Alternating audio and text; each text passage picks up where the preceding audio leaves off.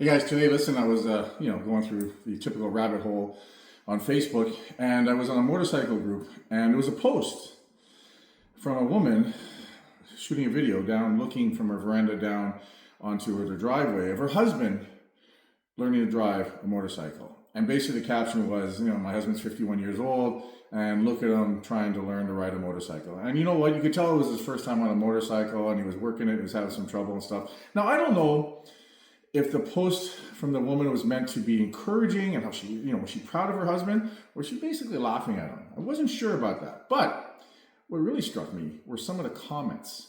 I think this is a motorcycle group. And, the problem with most groups, you're going to have people that are going to be very positive, and you're always going to have the fucking assholes, right? So positive, hey, buddy, way to go. You got this, with time, it'll get really good and stuff. And then you get the guy, well, listen, at 51 years old, what are you doing getting on a motorcycle, with midlife crisis and that kind of stuff. So it struck me how people can be so shitty, and I guess we talk from our experiences and stuff like that. So what I always wonder is, why would you say something negative, disparaging about a guy learning to do something different in his 50s and call this midlife crisis? And everyone's got this thing about a midlife crisis. You know what? I fucking had a couple of midlife crises, and I'm glad I had the midlife crisis because those midlife crises changed my life. To me, there's two types of midlife crisis. There's the one where you fucking go to Vegas and you fucking hook up a candy and you live in the Flamingo Hotel and you spend all your fucking life savings and you fucking bankrupt your house and you ruin your family. That's a bad fucking midlife crisis. For me, though, the good and the right kind of midlife crisis is when you're in your 40s and 50s and 60s and you realize, hey, I don't like this fucking life. I don't like who I am. I don't like how I look. I don't like how I feel. I want to start doing things because I'm halfway through, maybe 2/3 of the way through, right? There are things I haven't done. So you know what? Is it a motorcycle? Then get a fucking motorcycle. Is it get in shape and feel better and taking control of your health? Then fucking do it, right? That kind of thing. I love that kind of midlife crisis, and I fucking hope anyone watching has that midlife crisis and has more than one. The type that makes you go out and do things that you've been hesitating to do or neglecting to do, because you know what? You're going to have regrets for the things you don't do. So for me, the douchebags who are commenting about, a fucking guy, 51 years old, midlife crisis, gets a motorcycle, might never ride it again. Maybe. I'm 57. I was 54 when I got my first motorcycle. I was scared shitless of it. I bought it in March. I didn't ride it until August because it was something that intimidated me, but it was something I wanted to do.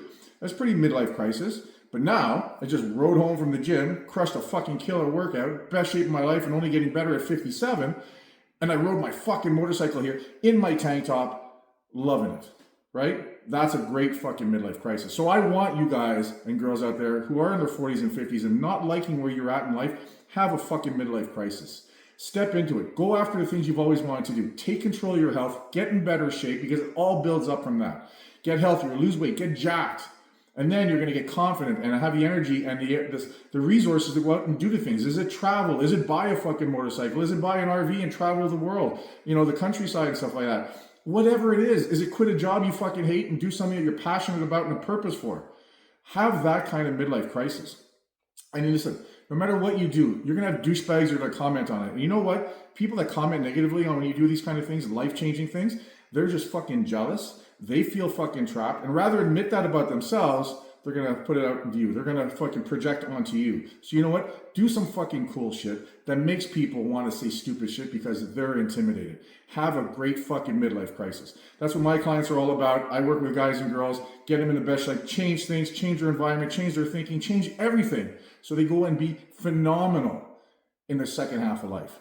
Have a great midlife crisis.